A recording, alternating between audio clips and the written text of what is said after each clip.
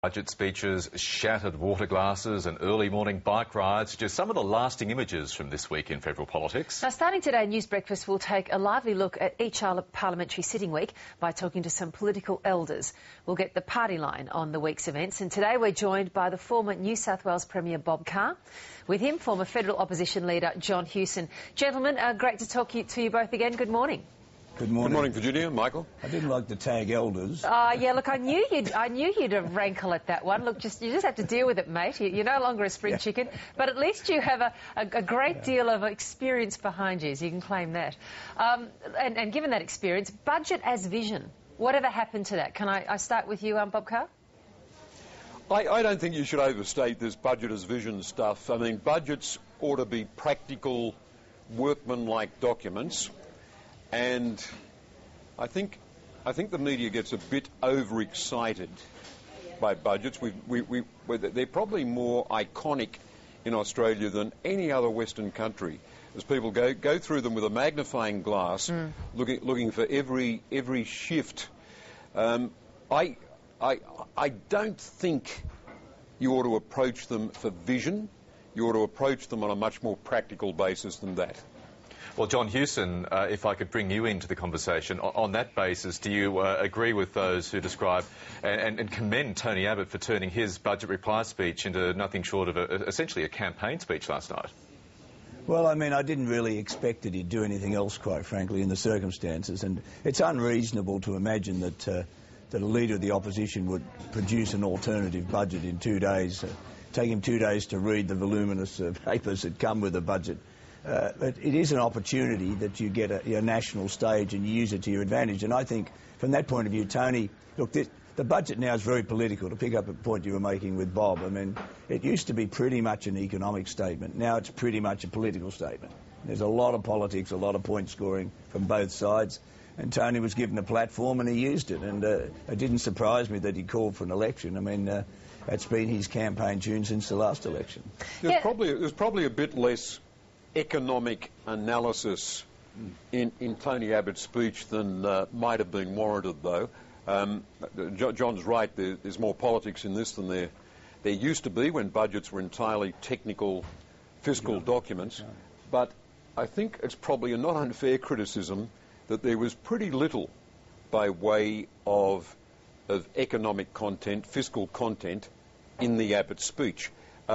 He's right to say that you can't expect an alternative budget there. How could you conceivably put that together, as John said, in 2 days, or less than that? But you might have expected a bit more attention to deficit versus surplus, to interest rate projections, and to the greatest challenge in contemporary politics: how do you rein in the ever-expanding cost of government? I think go ahead, John Hewson. I was just going to say that I think the budget was particularly vulnerable as an economic document, in the sense that it pinned all its hopes on this sustained resources boom, flooding the government with revenue that would reduce the budget deficit from 50 billion to a small surplus in just 2 years. I mean, that is pretty ambitious economic stuff. And so they were pretty vulnerable. And I think the particular point I'd make is that right now we genuinely do have a two-speed economy. We have the resources sector and related industries just humming along, and the rest of the economy absolutely flat. I don't care whether it's retail or wholesale or construction or education or tourism or manufacturing, they're all flat. And the management of those two parts of our economy are basically ignored in this document, and that is the biggest economic policy challenge right now.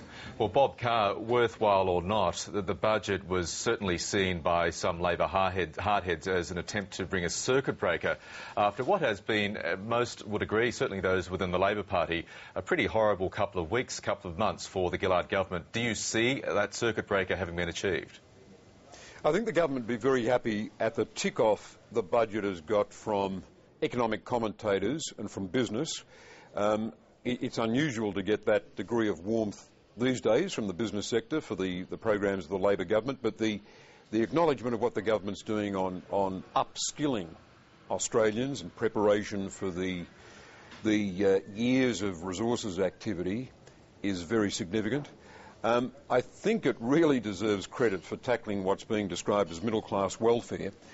The government's got to work hard at selling that, at explaining that, and I think it's got to say, look, governments can bring down the overall tax rate, income tax rate, if we see that we target and discriminate in paying welfare.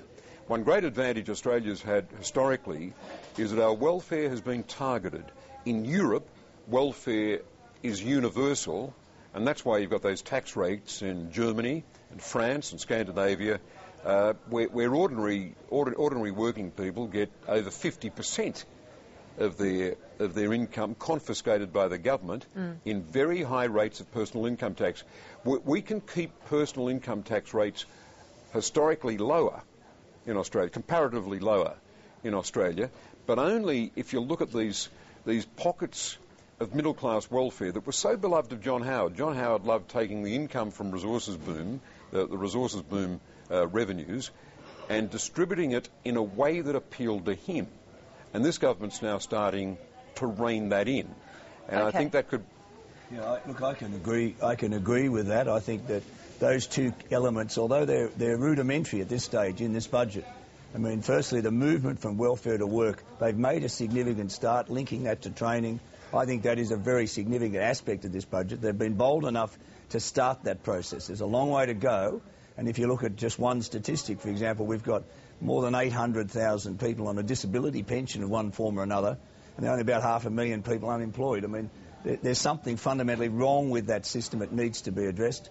Secondly, as Bob says, the middle-class welfare, what they might sort of say upper middle-class welfare, I mean, that does need to be reined in, and that is those two things are very significant structural challenges which, to give the government credit, they have actually gone out of their way to make a start in both areas. Well, let's talk about the politics of that a little bit, though, for just a moment, which we were referring to earlier. Tony Abbott has seized on that issue of just what now generally defines, according to the government, a household that has enough money, a combined income of $150,000. Is that an issue that he can actually press on successfully with Australians who feel, well, I don't actually feel that well off, even though our income comes to that? Bob Carr? The figure is 2%. 2% of families, that is not even families overall, but families captured by the RBT, only 2% of families sustain this attention in the budget. And I think the government they're a key voting 2%, aren't they? Isn't that what Tony Abbott's banking on here? Sorry? They're a key vote, that 2%. Isn't that what Tony Abbott's banking on? No, but I think this is politically sustainable. If I were the government, I'd be more worried about other things than this. Okay. I think this is politically sustainable, especially given the way the government's doing it, by freezing indexation. And I don't think people are going to notice, as they move into that category, that these benefits aren't flowing to them in the way they were for others a few years earlier. So there's some subtlety about how they're doing it, but I think the principle is absolutely valid. The only way of keeping income tax rates overall as low as we would want them is by extinguishing these over-generous pockets of middle-class welfare that John Howard was so beloved of inserting in his budgets. OK, well, can I ask that question of John Hewson then? John Hewson, do you think that Tony Abbott's onto a good thing here, saying, hang on, the government's saying that you people are rich enough? Look, I think he can exploit his concept of class warfare. Yeah. Because, and simply because of the circumstances in which these cuts are being made. You know, we used to say it's never a good time to cut into some of these things, and now when cost of living pressures are as significant as they are, I mean, Tony's got an edge in there, and he will exploit that edge, I have no doubt. It's only a small percentage of people, but he'll paint the picture that this is just the beginning. Where else is it going to go? And as Bob says, look, it's not a cut as such. It's just not an increase. And so what they didn't have, they may not miss. But in time, it will require cuts, and he can extrapolate this in the context of people that are really, most people are really struggling. Cash is tight.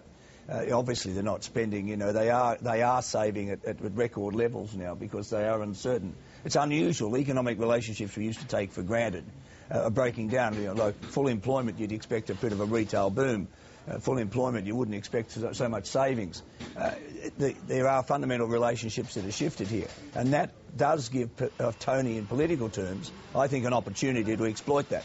And he's very good at exploiting those sort of issues and painting a bigger picture. Start with a little bit and paint the big picture. Well, John Hewson, I asked Bob Carr about Julia Gillard. I'll ask you about your thoughts on how Tony Abbott is tracking, and I ask that because there are some people within the Liberal Party who still believe that he won't be opposition leader at the next election, replaced by Malcolm Turnbull, possibly within months of the election being called. Will he go the distance? Yeah, I think he will, and I just point out that there's no shortage of ambition in the Liberal Party. Most of them have got a baton in their knapsack, and they all see themselves as leaders, and if you ask them that question, they might talk about Malcolm Turnbull, but they're really actually talking about themselves. I mean, I think both of them have got a problem. Both of them have got a problem, Gillard and Abbott.